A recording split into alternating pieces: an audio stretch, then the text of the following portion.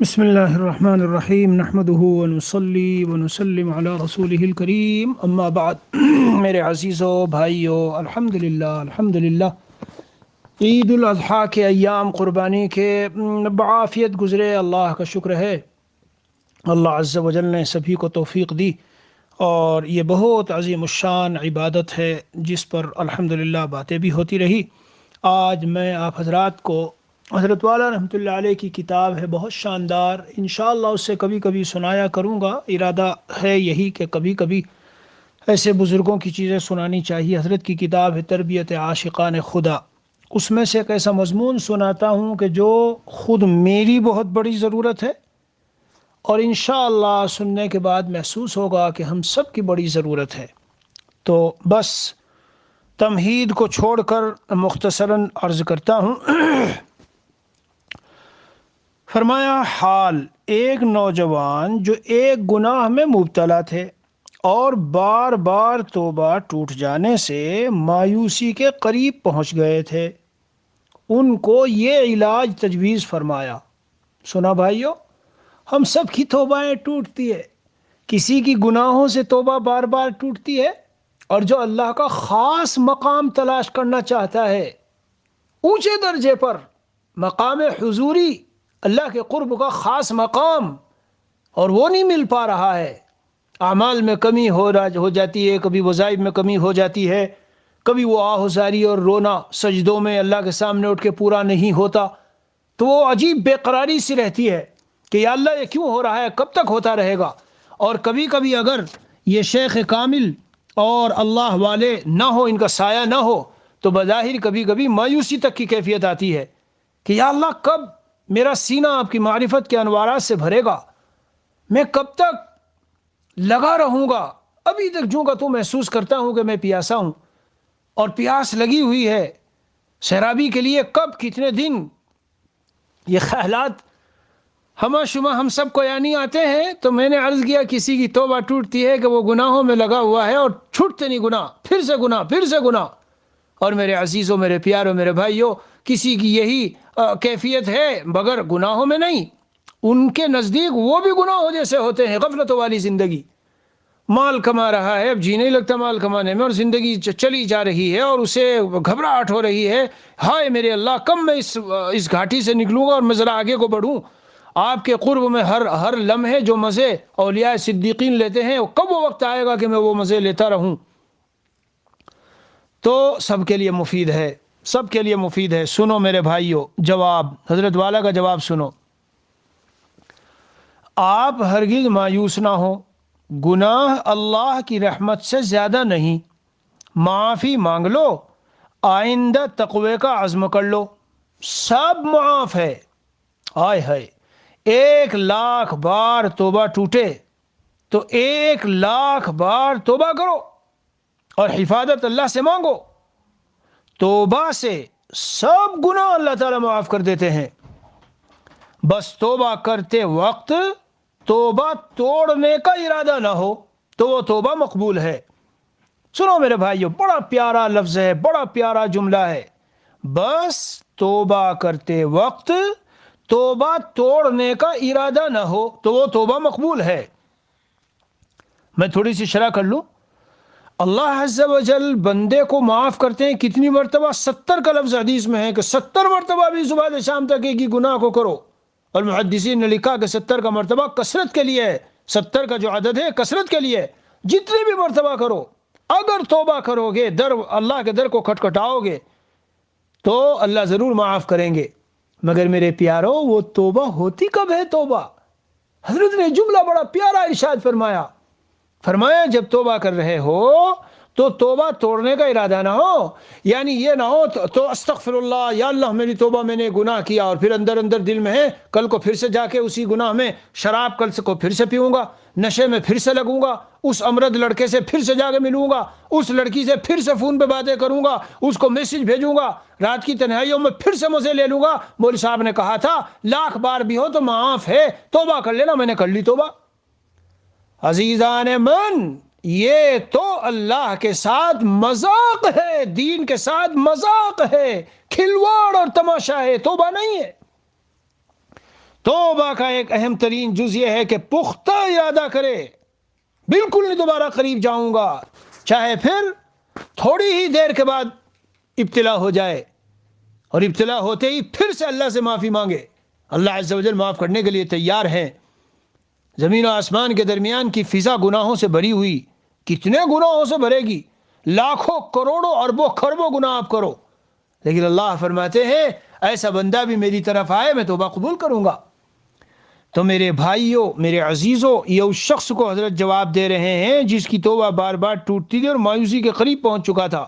ایسے ہمارے درمیان بہت لوگ ہیں، کچھ کرنا چاہتے ہیں، ہوتا نہیں، گناہوں سے بچنا چاہتے ہیں، بچا نہیں جاتا، یہ ہو چاہتے ہیں اور نہیں ہوتا، تو وہ مایوس ہو جاتے ہیں اور سب کچھ کو انگلش میں کہتے ہیں گیو اپ، سب کچھ چھوڑ دیتے ہیں۔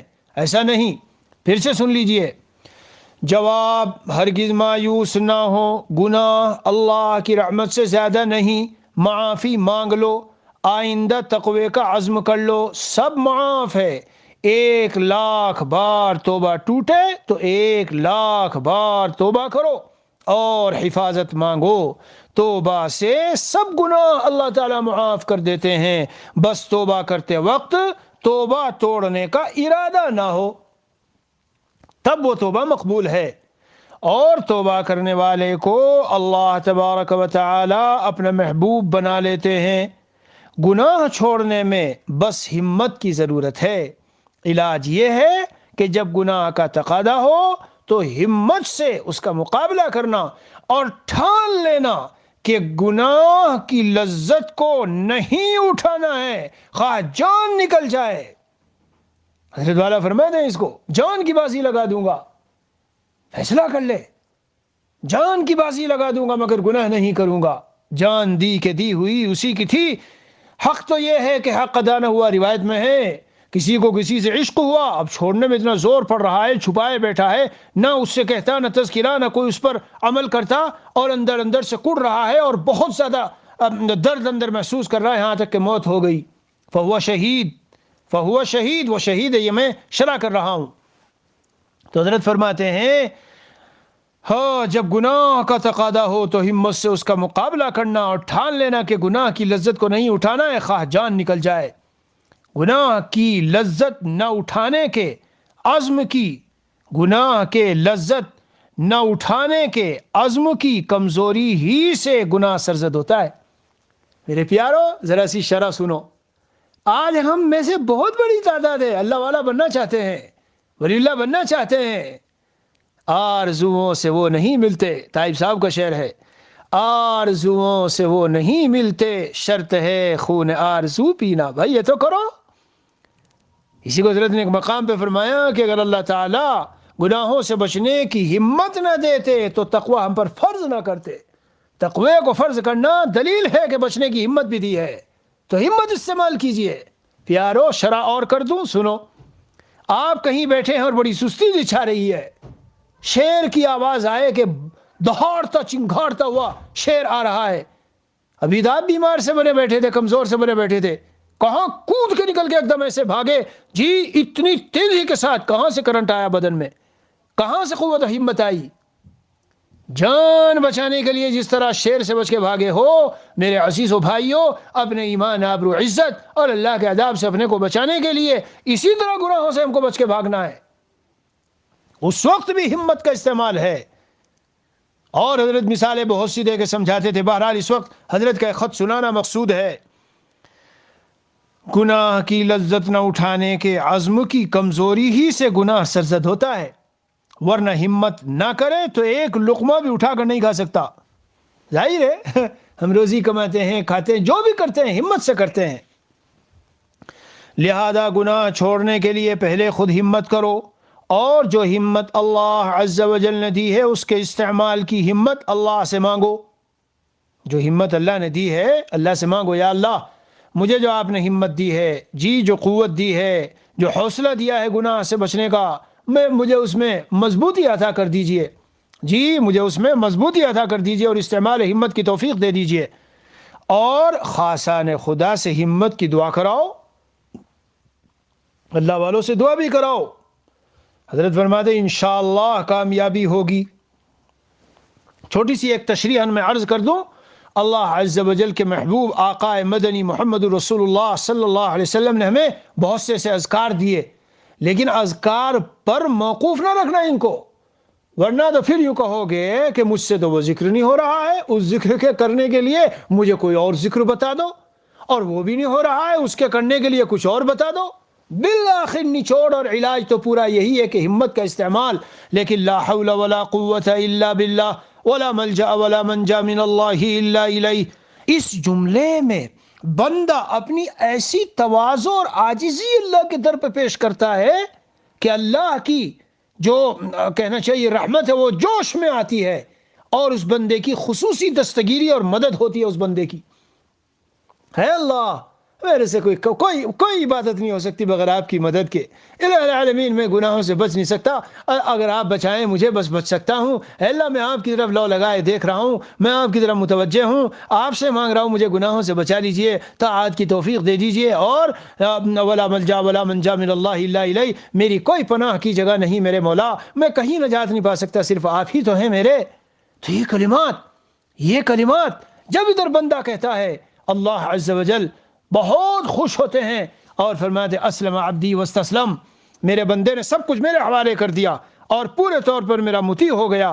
تو اس کو ایک تسبیح پڑھ لو، ایک تسبیح روزانہ پڑھ لو، تہجد نہیں پڑھی جا رہی ہے، گناہ نہیں چھوٹ رہے، فلمیں نہیں چھوٹ رہی، ٹی وی نہیں چھوٹ رہی، یوٹیوب میں غلط چیزیں نہیں چھوٹ رہی ہے، دوستیاں جو چچازاد تائزاد خالازاد ماموزاد سے ہو گئی وہ نہیں چھوٹ رہی ہے۔ تو ان کلمات کو پڑھو اور پھر ہاتھ اٹھا کے 1-2 منٹ اللہ سے مانگ لو، الہ العالمین مجھے بس بچا لیں آپ۔ اس کی ایک تسبیح پڑھنے سے آپ بہت بین فرق پاؤ گے اس میں۔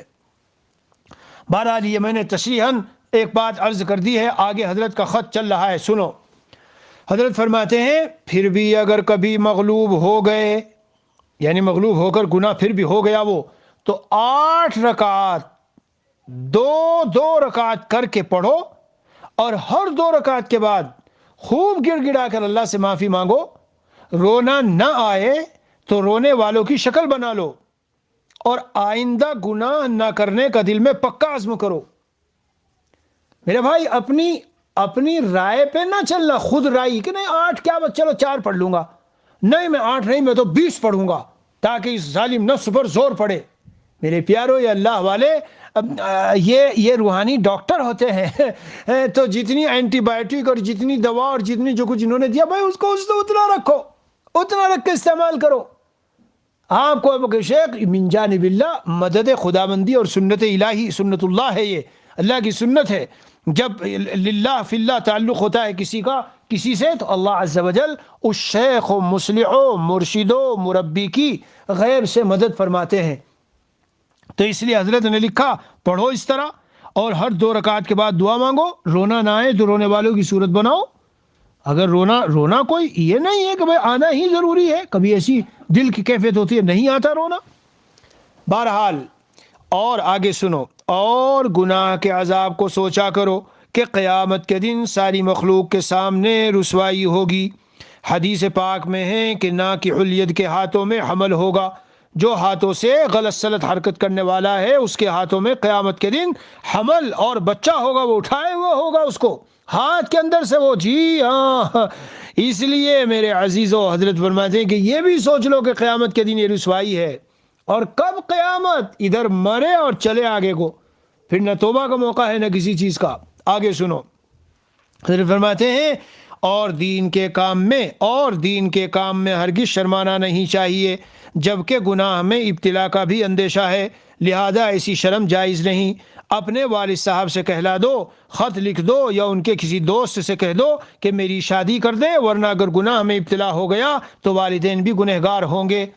یہ ان کے حال کے اعتبار سے کوئی ایسا حال ہوگا کہ قوت و ہمت کی وجہ سے اور زیادتی اور اس کی وجہ سے شہوت کی زیادتی ہوگی، جو حضرت نے جواب دیا ہے۔ اس قسم کے جو لوگ ہوں، اپنی خالہ، ماموں، رشتہ دار، دوست احباب، ان کے ذریعے والدین کو اطلاع کرا دینی چاہیے، جی، تاکہ وہ سمجھ لے۔ اگر خود کو ذرا وہ محسوس ہو رہا ہے، ہمت نہیں ہو رہی، جھجک ہو رہی ہے، مگر دین کے کام میں اصولی بات یہ ہے شرمانا نہیں چاہیے اور کوئی جھجک نہیں ہونی چاہیے، بلکہ آگے بات بڑھانی چاہیے۔ میرے عزیز و بھائیو، یہ آج کا ہمارے لیے سبق ہے، خلاصہ سن لیجئے۔ ہم میں سے جو گناہوں کے بارے میں بہت زیادہ الجھن میں کہ چھوٹتے نہیں، یہ ہے علاج معالجہ۔ ہمت ہار کے مایوس ہو کے بیٹھنا یہ کوئی علاج نہیں ہے۔ اللہ کو جواب دینا ہے، وہاں حاضری ہے، وہاں حاضر ہونا ہے۔ اگر گناہوں میں ڈوبے ڈوبے چلے گئے کیا ہوگا؟ میرے بھائیو، جس طرح جسمانی بیماریوں کو صرف اس لیے ہم نہیں چھوڑ دیتے کہ یہ تو جاتی ہی نہیں، ختم ہی نہیں ہوتی، تو گھر نہیں بیٹھ جاتے، ہاسپٹلوں میں جائیں گے اور وہاں جائیں گے اور اسپیشلسٹ ڈاکٹر کے پاس جائیں گے، لیکن بیٹھ تو نہیں جائیں گے۔ ان روحانی بیماریوں کو تو قبر میں ساتھ جانے والی آگے تک، ان کو کیسے چھوڑ کے بیٹھ جائیں گے؟